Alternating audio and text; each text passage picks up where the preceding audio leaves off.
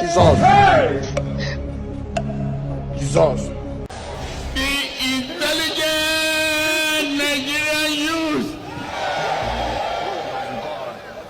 You dey use your function to play. You dey use your generation to play.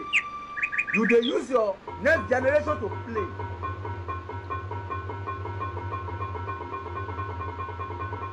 Do you love me? Jesus. Jesus.